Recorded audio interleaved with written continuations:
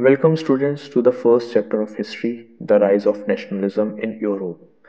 Basically हम इस chapter को एक कहानी की तरह समझेंगे और date to date increasing order में हम इसको जो है समझेंगे। अकॉर्डिंगली मैंने एक्सप्लेनेशन दिया है and let's start with unit 1, the French revolution and the idea of nation, जो 1789 में स्टार्ट हुआ। तो बेसिकली जो फ्रेंच रिवॉल्यूशन स्टार्ट हुआ उसका जो मेन कॉज था या जो कारण था वो था वहाँ का राजा लुइस 16। तो बात करें जो फ्रेंच रिवॉल्यूशन 1789 में स्टार्ट हुआ, उसका जो मेन कारण जैसे मैंने बताया कि लुइस 16 था। तो क्यों था वो? इसलिए था क्योंकि जो वहाँ के लोग थे उनको जो है तीन पार्ट में बेसिकली डिवाइड कर दिया गया था। जो हाईएस्ट या फर्स्ट क्लास या फर्स्ट एस्टेट पीपल होते थे उनको क्लर्गी बोला जाता था। जो सेकंड एस्टेट या सेकंड क्लास पीपल थे उनको बोला जाता था नोबैलिटी। और एक और कैटेगरी थी जिसको थर्ड एस्टेट बोला जाता था, और वो होते थे बेसिकली कॉमन पीपल। वो पीपल जो रेगुलर वेजेस पर काम करते हैं, वर्कर्स होते हैं और छोटी मोटी जॉब्स जो करते थे उनको कॉमन पीपल कहा जाता था। क्लर्गी वो लोग होते थे जिनके पास बहुत ज़्यादा लैंड होता था, बहुत ज़्यादा संपत्ति होती थी, बहुत अमीर होते थे, वो फर्स्ट क्लास या फर्स्ट एस्टेट कहलाते थे। और जो नोबैलिटी थे वो हायर रैंकिंग ऑफिशियल्स होते थे जो बेसिकली वहाँ पे हाई पोजीशन होल्ड करते थे, उनको नोबैलिटी कहा जाता था।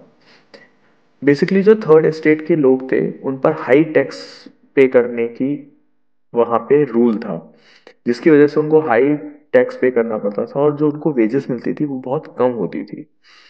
और ये चीज़ नोबैलिटी या फिर क्लर्गी के साथ नहीं थी। तो इस वजह से वहाँ पे एक इकोनॉमिक हार्डशिप थी, सोशल इनइक्वालिटी तो थी ही, क्योंकि जो है वहाँ पे तीन पार्ट्स में लोगों को डिवाइड करा हुआ था। और वहाँ पे जो नोबैलिटी थे और क्लर्गीज थे उनके जो बच्चे होते थे उनको अच्छे स्कूल, अच्छा एजुकेशन सिस्टम मिलता था।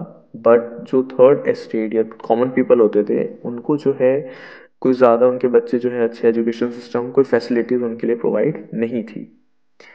सो बेसिकली हम बात करें 1789 में हुआ क्या, तो जो थर्ड एस्टेट या कॉमन पीपल थे उन्होंने एक पार्टी बनाई और उस पार्टी का नाम नेशनल असेंबली रखा।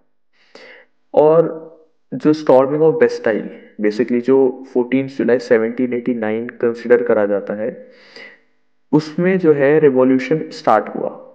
ये डेट जो 14 जुलाई 1789 है ये रिवॉल्यूशन स्टार्ट होने की डेट है।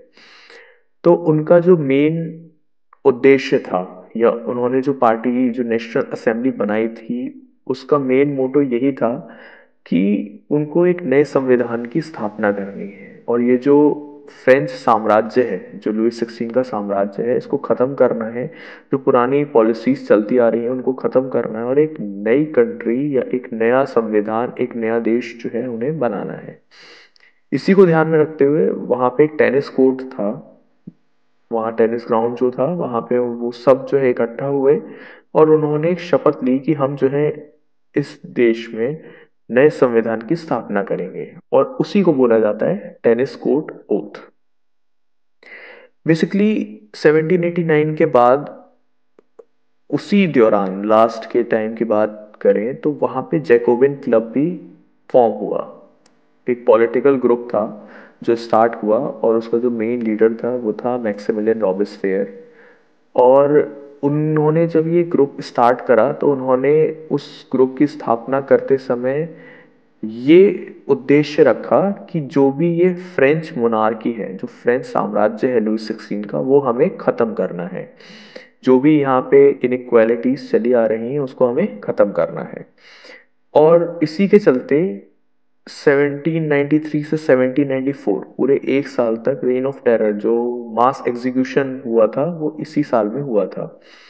जो भी रिवॉल्यूशन को, जो फ्रेंच रिवॉल्यूशन के अपोजिशन में थे या जो मना करते थे कि फ्रेंच रिवॉल्यूशन नहीं होना चाहिए, गलत है, उन सबको वो मारते चले गए जैकोबिन्स क्लब वाले। और उसमें दो मेजर लोग जो थे, जिसमें से फर्स्ट था किंग लुइस 16 और सेकंड मैरी एंटोनेटी थे, दोनों ही जो है उसी साल में उनको मार दिया गया, उनकी हत्या कर दी गई। इस मास एग्जीक्यूशन के चलते लोगों में डर बैठ गया और धीरे धीरे धीरे धीरे कॉन्स्टिट्यूशन न जो कॉन्स्टिट्यूशन बना था उसकी धीरे धीरे स्थापना होना शुरू हो गई। जैकोबिन्स क्लब ने भी जो है अपना एक मोटो रखा कि उनको एक यूनिफाइड फ्रांस, यानी कि एकता से भरा हुआ फ्रांस चाहिए, जिसमें फ्रांस पूरा एक यूनिफाइड कहलाए। तो इस चीज़ को ध्यान में रखते हुए उन्होंने बहुत सी जगहों पर जो है पब्लिक फेस्टिवल्स में या मिलिट्री सर्विसेज में देशभक्ति शो करी अपनी, और यूनिफाइड फ्रांस का उन्होंने नारा हमेशा जो है लोगों को बताया, जिसकी वजह से वो भी बहुत ज़्यादा पॉपुलर होते चले गए। उसी टाइम में 1793 से 1794 के बाद से धीरे धीरे जो है वहाँ पे बहुत चेंजेस आना शुरू हुए। तो जो वहाँ पे पहले एक फ्लैग था, जो ओल्ड रॉयल स्टैंडर्ड फ्लैग था, उसको चेंज कर दिया गया, उसको रिप्लेस कर दिया गया न्यू फ्रेंच फ्लैग से। जो ट्राई कलर, तीन कलर से बना हुआ फ्लैग था, उसको जो है वहाँ पे जो है फहराना शुरू कर दिया, और जो पुराना था स्टैंडर्ड फ्लैग, जो रॉयल स्टैंडर्ड फ्लैग था, उसको खत्म कर दिया गया। साथ ही उसमें जो है देश में वहाँ पे फ्रेंच भाषा को कॉमन लैंग्वेज कंसिडर कर दिया गया, क्योंकि बहुत से लोग वहाँ पे फ्रेंच ही बोलते थे। तो इस वजह से जो फ्रेंच लैंग्वेज थी उसको जो है कंसिडर कर दिया गया एज अ कॉमन लैंग्वेज। अब 1799 का जब साल आया तो धीरे धीरे जो नेपोलियन था, उसका पूरा नाम था नेपोलियन बोनापार्टे, धीरे धीरे वो जो है पावर में आ गए। बेसिकली उन्होंने बहुत से राज्यों को, बहुत से कंट्रीज को जो है कैप्चर करा था। तो 1804 में उसने अपने आप को एम्परर घोषित कर दिया। अब जो नेपोलियन का साम्राज्य था, या जो नेपोलियन का एम्पायर था, वो बेसिकली डिक्टेटरशिप पे था। बेसिकली उसका जो है एक ही मकसद था कि जो है मैं ही राजा रहूंगा, और जो है सब प्रजा मेरी बातों को सुनेगी। बट जो उसके रिवॉल्यूशनरी आइडियाज थे, जैसे लिबर्टी हो गया, इक्वालिटी हो गया, ये सब चीजें उसने पूरे यूरोप में और अदर कंट्रीज जो भी उसने जीती थी वहां पे जो है फैला रही थी। बेसिकली इक्वालिटी में हर चीज में, चाहे तो फिर वो लॉ हो या अदर कोई भी सिस्टम हो, वहां पे जो है नेपोलियन का मानना था कि हर कोई इक्वल है, हर एक को लिबर्टी मिलनी चाहिए, फ्रीडम रहना चाहिए, ये सब चीजें उसके डिक्टेटरशिप के जो एम्पायर था उसमें ये सब चीजें थी। तो 1804 में नेपोलियनिक कोड जो है स्टार्ट हो गया। अब नेपोलियनिक कोड में बेसिकली जितनी भी यूरोपियन कंट्रीज थी, उनमें कुछ लॉज को एस्टेब्लिश कर दिया गया, जैसे इंडिविजुअल राइट्स का, इक्वालिटी बिफोर लॉ का, और सेकुलरिज्म का। बेसिकली जो इंडिविजुअल राइट्स थे, हर एक को समान अधिकार था, चाहे तो वो बिजनेस करना चाहे, चाहे तो वो वर्कर हो या फिर हाई क्लास हो, लो क्लास हो, सबको जो है समान अधिकार मिले थे। उसके बाद इक्वालिटी बिफोर लॉ भी यही था कि हाई क्लास का पर्सन हो या फिर लो क्लास का पर्सन हो, हर कोई इंसाफ के आगे, कानून के आगे एक बराबर है। ऑल्सो सेकुलरिज्म, तब जब जो है कोई भी रीजन, कोई भी रिलीजन का पर्सन है, कोई भी रीजन का पर्सन है, वो जिस तरीके की प्रैक्टिस फॉलो करना चाहता है, जिस तरीके से रहना चाहता है, उसको अलाउड था। एक और चीज नेपोलियनिक कोड में एस्टैब्लिश हुई थी, वो था स्टैंडर्ड मेजरमेंट्स। तो बेसिकली जो पहले मेजरमेंट्स लिया जाता था, कपड़े की मेजरमेंट्स हो गई, या फिर जो है किसी चीज को तोलना हुआ, मेजर करना हुआ लीटर्स में, मीटर्स में, तो हर एक देश में अलग अलग मेजरमेंट स्केल्स होते थे। बट नेपोलियनिक कोड के बाद एक स्टैंडर्ड मेजरमेंट को एस्टेब्लिश करा गया, मतलब एक स्टैंडर्ड मेजरमेंट साइजेस को कंसिडर करके फ्लो चार्ट बना के उसको हर जगह पर भेज दिया गया, जिसकी वजह से हर एक कंट्री, जहां जहां नेपोलियन का राज्य था, वहां पे इक्वल स्टैंडर्ड मेजरमेंट्स एस्टेब्लिश हो गए। अब इससे फायदा बिजनेसमैन को हुआ, क्योंकि उनको अलग अलग जगह पे अलग अलग मेजरमेंट्स शो करने की नीड नहीं थी। आगे हम देखते हैं 1792 की बात, जब जो है ये 1793 से 1794 के बीच में जब रेन ऑफ टेरर था।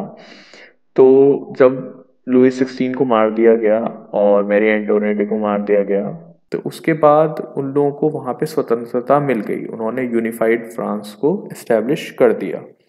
बट 1792, एक साल पहले की बात जब हम करें, जो 1789 से स्टार्ट हुआ था और काफी जोर शोर से जो है रिवॉल्यूशन चल रहा था, तो वहां पे एक रूल था कि जो भी मेल जिनके पास प्रॉपर्टी है सिर्फ वही वोट करने जा सकते हैं।